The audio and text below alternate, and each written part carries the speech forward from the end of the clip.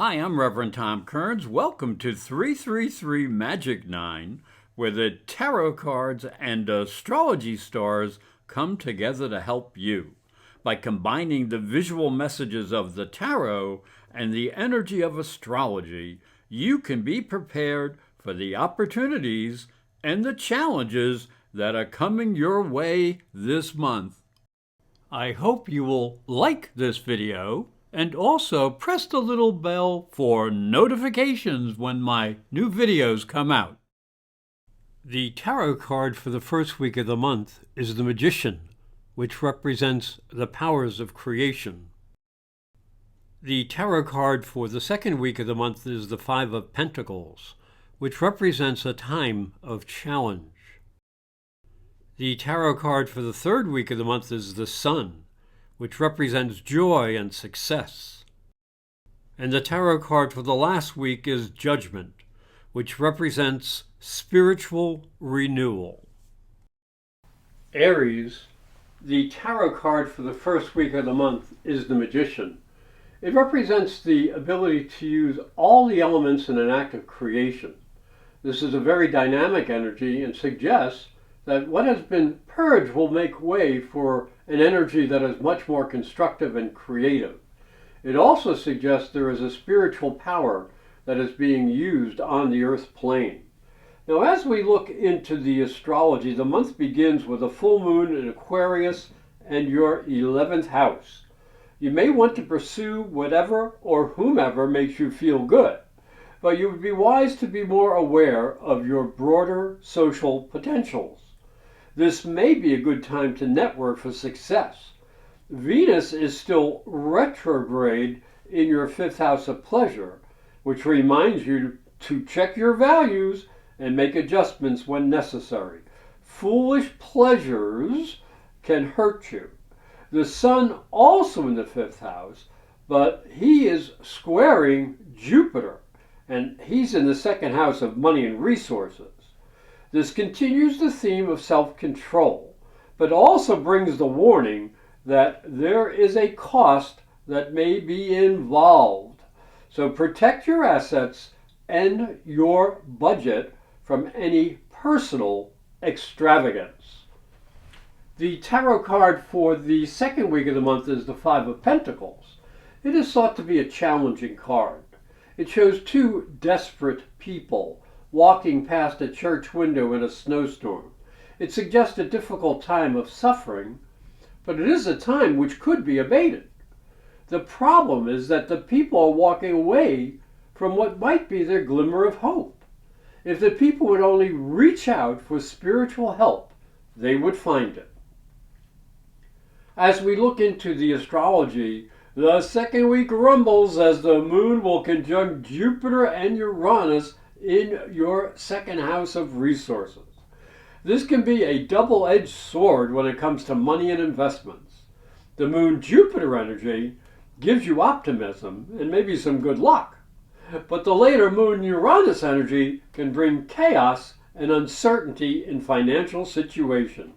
So you're going to have to use some wisdom, and you probably need some too. Now, the moon in Gemini in the 3rd house will square Saturn in Pisces up in the 12th house. And that warns you, you may not be thinking clearly. So don't let past failures or uncertainty influence what you say to others. Be kind and understanding. The Sun will conjunct retrograde Venus, and this is in your 5th house of pleasure. So you may have the opportunity to heal old romantic wounds or love wounds, and maybe even resurrect a romance from the past. The tarot card for the 3rd week is the Sun. This is the high season for the Sun. So there is great hope for the future as we are together with our loved ones and share the gifts of the season.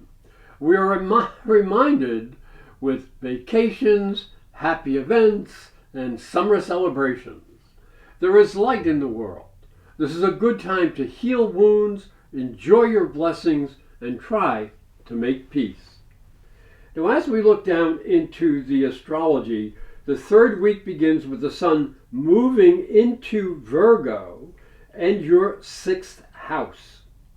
Now, this will put focus on health, daily habit patterns, and work schedules. So use this energy to be more disciplined and productive. You may impress the boss.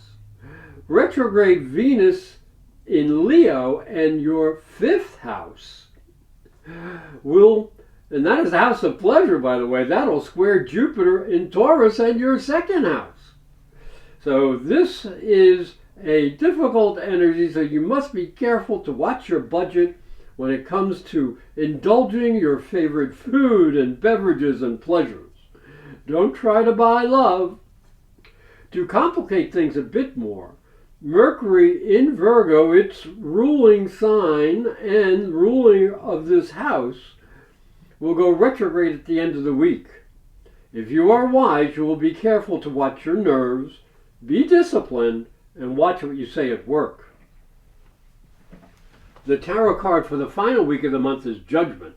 It shows the angel Gabriel blowing the horn of awakening.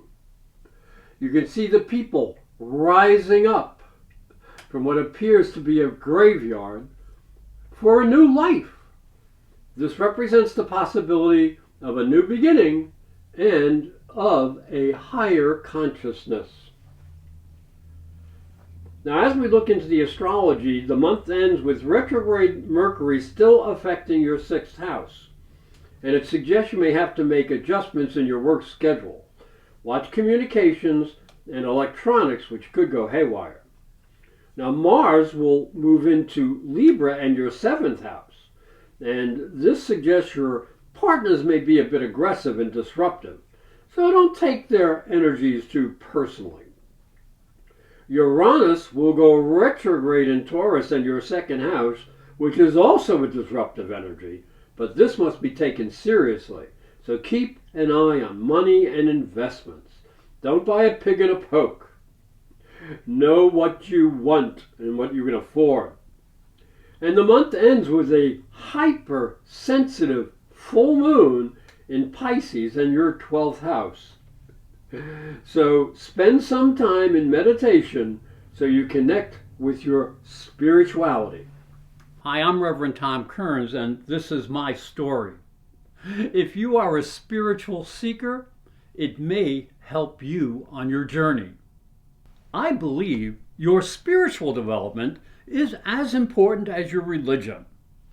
If you look at Christianity, it focuses on the life of Jesus. But Jesus was never a Christian. He was Jewish.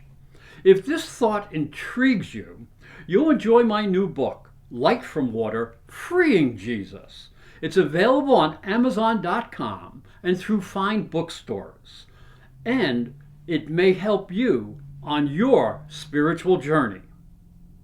Thank you for watching. Thank you for listening. Please like this video, subscribe, and ring the little bell to be notified when new videos come out. And if you'd like to arrange a private psychic and spiritual reading with astrology, just go to my website, internetpsychicreadings.com or professorastrology.com.